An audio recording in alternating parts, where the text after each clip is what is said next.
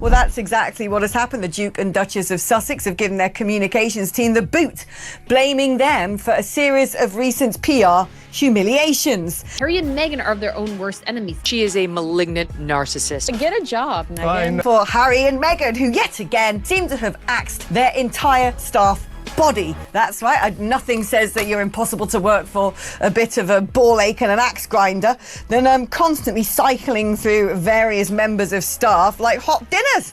And how negative, I mean, how like toxic must this workplace be to burn through so many people and accomplish so little? But to the world, it's just, what has she been doing? Does she work? As opposed to, oh my gosh, I work so hard. So it seems to me they're resorting to becoming basically a version of the royal Kardashians.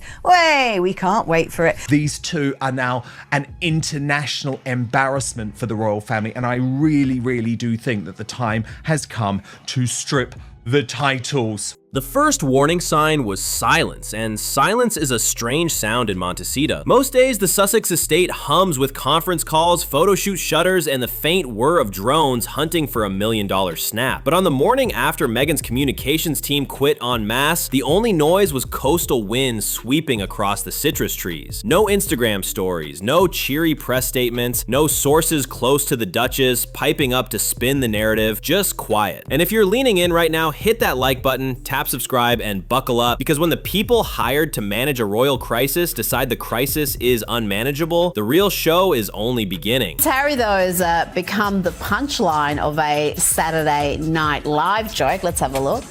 NBC has announced plans for a spin-off to the hit series Suits, which will be set in Los Angeles. It will focus on Meghan Markle's character's struggle to balance her legal career while also caring for an unemployed immigrant.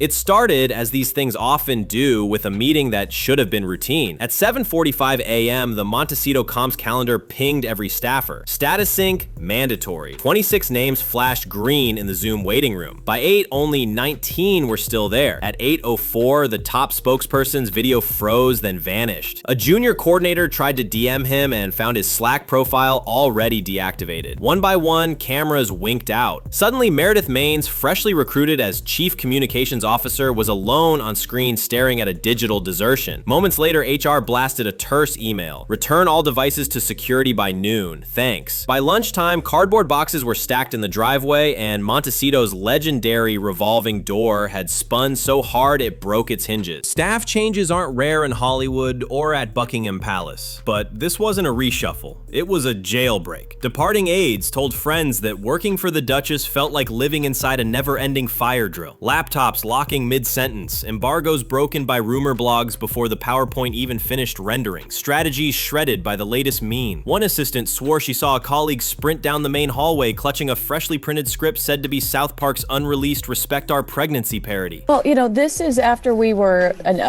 informed that they were hiring this team of 11 and that they were going to try to almost have their own little royal court and craft things differently. I don't think Meghan likes interviewing people. I think she'd prefer to talk about herself. I don't know, launch a Grenfell cookbook, make a podcast, have a series on Netflix, set up a charity. None of that stuff has worked. They've been damn hopeless at everything. Shed a tear for poor Meghan Markle.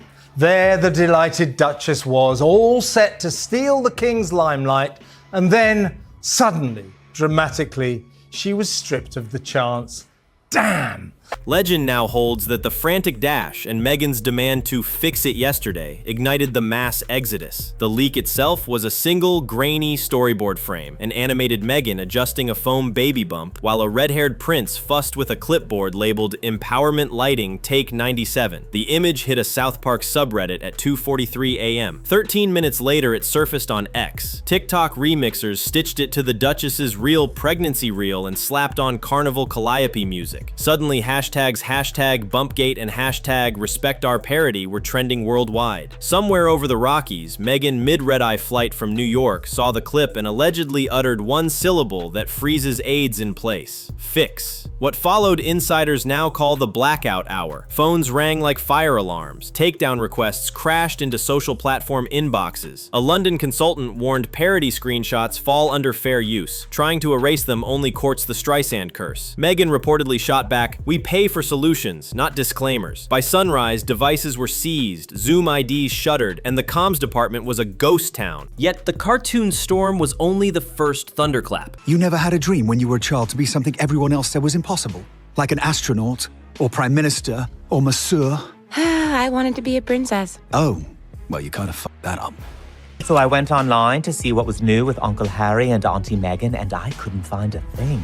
I would have thought she'd have at least popped up in a tampon commercial by now.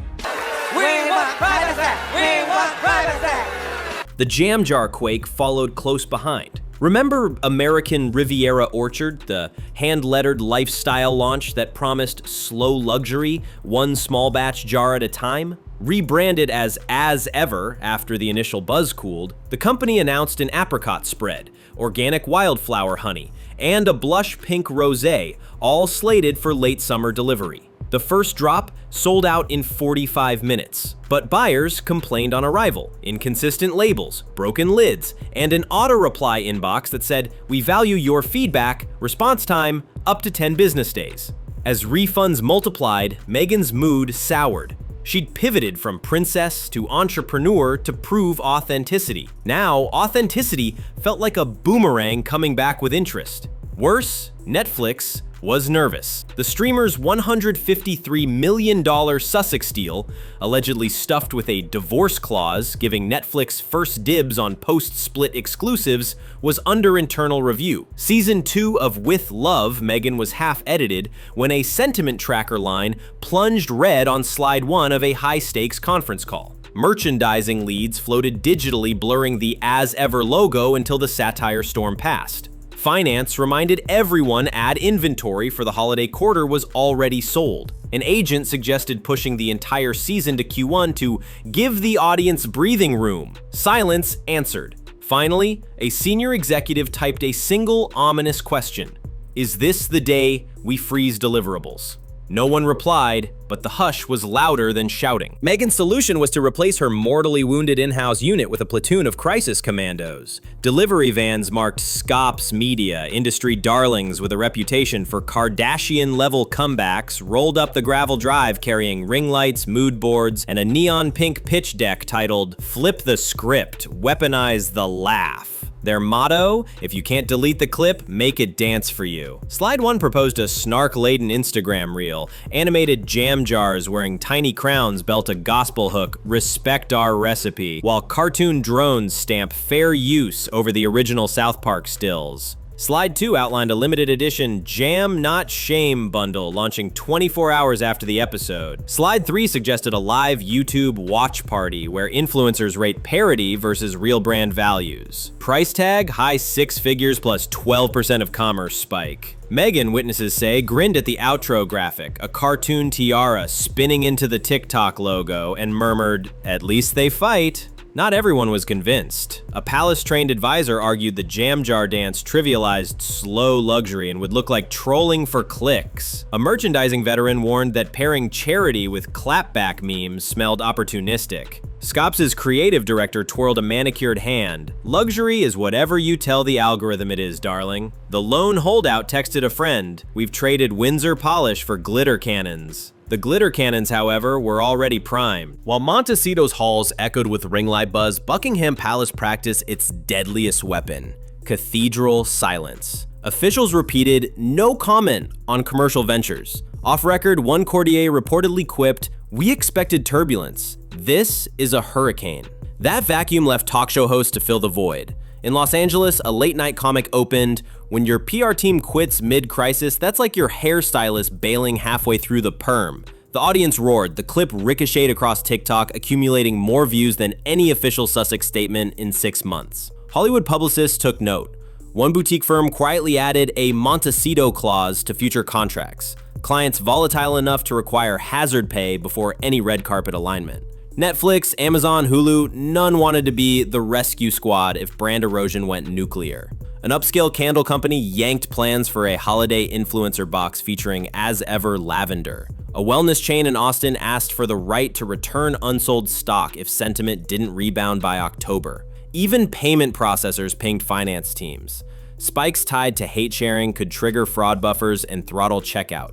Meghan's luxury jam risked becoming a digital hot potato no one dared hold. Inside the estate, tension thickened like coagulating marmalade. Security guards doubled their patrols, ears glued to radios reporting micro-drones hovering above the groves. Harry, usually found surfing at dawn, now paced the lawn with a stress ball shaped like a crown, white-knuckled as he whispered on the phone about optics. He reportedly rang an old Kensington Palace aide at 3 a.m. London time, asking whether a short statement might cool things off. The response, Palace protocol forbids comment on satire, left him staring out at the Pacific, fists clenched. In the comms bunker, the last remaining social strategist refreshed dashboards every 5 minutes, sentiment bars inching lower. She prepared 2 caption drafts for every scheduled post, one playful, one solemn, because direction changed hourly. A printed note taped above her monitor read, "DEFCON trending."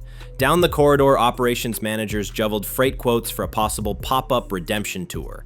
Vendors smelled panic, rates doubled. Even the private chef canceled a farmer's market run after spotting telephoto lenses in the hedges. An aide compared life inside the estate to living in a siege with artisanal snacks. All eyes locked on the same date, circled in thick red Sharpie.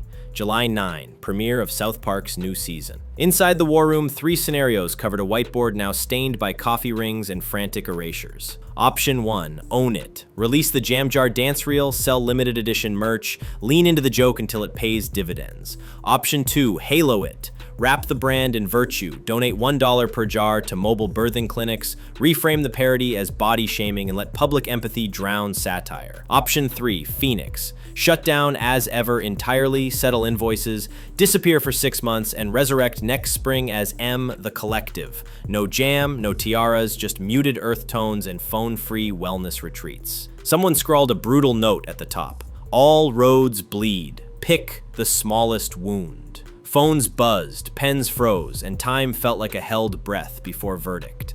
48 hours remained. Every laptop displayed the same start countdown. 2 days, 14 hours, 17 minutes. The deeper dread wasn't what to do, it was what to do after everyone watched the parody that no cease and desist could touch. Because if rumor alone had cleaved the PR core, what would the animated punchline do on impact? Paramount released no trailer, smart marketing, or strategic mercy, but that didn't stop leaks. Trade newsletters whispered of an internal clip, an animated hospital corridor, Meghan's cartoon counterpart adjusting a strap-on belly while the prince screams, "More sparkle!" The mere description sent TikTok creators scrambling to splice old South Park stills with invented subtitles and Megzilla sound effects. Hashtag Bumpgate soared again. Sentiment tracked at -32% and falling. Scops urged releasing their Jam Jar teaser early to flood the feed. Meghan hesitated. Test comments called the concept lukewarm goop. Decision postponed. Netflix scheduled an emergency sync. The call, slated for 30 minutes, dragged to 2 hours. A plunging red line, brand volatility index, loomed on the first slide. Legal reminded the group that parody is legally safe, but reputationally lethal. Marketing stressed that every scene meant to inspire slow-living serenity might now be background noise to meme culture. Finance calculated churn rates if With Love Meghan premiered amid peak mockery. Finally, a senior exec summarized the mood. If viewers laugh when they're supposed to feel, we all pay. No one argued. Meanwhile, Buckingham Palace's strategic silence served 2 quiet purposes. First, it distanced the crown from chaos. Second, every Sussex headline about staff carnage nudged royal scandals off the front pages. One Fleet Street veteran whispered, "Charles's calendar breathes easier when Harry and Meghan implode." The palace might never admit it, but the hurricane over California created a pocket of calm over Clarence House. Hollywood's verdict turned harsher daily. A talent manager leaked a group chat snippet where agents debated whether it was safer to pitch clients for reality dating shows than a Sussex collaboration. At least The Bachelor doesn't fire you for memes, one quipped. Rival streaming execs sharpened knives. An Amazon Studios insider allegedly said, "If Netflix freezes her docu deal, we're not the rescue squad. We are." Amid the swirling opinions, one unavoidable truth settled over Montecito. The cartoon hadn't even aired yet. The brand wasn't bleeding from satire, it was bleeding from anticipation of satire. Harry tried floating a surprise Invictus update to drown the chatter. Publicists warned piggybacking wounded veterans onto brand defense could misfire spectacularly. He went for a nighttime jog only to be chased back indoors by buzzing drones. Delivery vans kept a arriving. Ring lights, sound blankets, rows of glossy jam jars wearing crowns and QR codes. Meghan walked the studio at midnight, fingertips brushing whiteboard questions that look like existential koans. Who are we after the cartoon? What does luxury mean when the algorithm laughs? Is privacy a product or a promise? Across the Atlantic, late-night hosts mined new jokes. In Los Angeles, a comic joked, NBC just announced a Suits spin-off about Meghan's character balancing her legal career while caring for an unemployed immigrant. Working title, Prince Jobless. The crowd roared, the clip exploded, and brand sentiment dropped another notch. Then came the email that sucked oxygen from every conference room from Montecito to Culver City. A senior Netflix executive, copying only the C-suite, wrote, "We can't keep chasing volatility. Recommend pause on branded deliverables until post-July 15 damage report." Translation: if the parody lands like an A-bomb, all Sussex content freezes. No docuseries, no slow living special, no tie-in merch. The countdown timer blinked on. 1 day, 19 hours, 42 minutes. Security doubled again.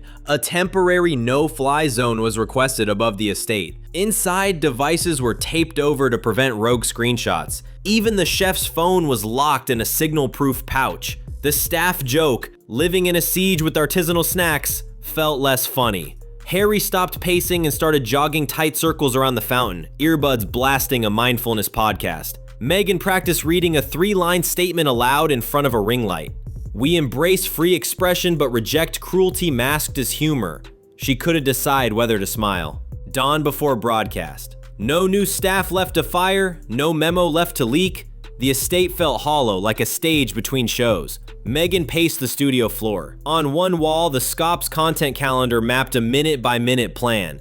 000 meme bait reel, 027 witty clapback tweet, 045 hot take Instagram carousel, 130 limited edition pre-order push. On another wall, the palace-trained advisor's timeline charted a softer response. 000 heartfelt statement, 020 repost charity spot, 100 Q&A with maternal health advocates. A third chart, Project Phoenix, was just a single line. Black screen, silence, 6-month hibernation. Meghan stood between the boards like a general choosing battlefields. Someone whispered, "All roads bleed." The Duchess took 3 slow breaths, then turned to the crew. "Lights," she said. Ring light halos glowed. Cameras powered on. A production assistant hit record. But Meghan didn't speak. She scanned the room. Jam jars lined like soldiers, staff eyes wide behind lenses, and raised a hand. "Stop," she said. Cameras cut. The ring lights dimmed. The assistant exhaled. Meghan reached for a Sharpie and walked to a blank corner of the whiteboard.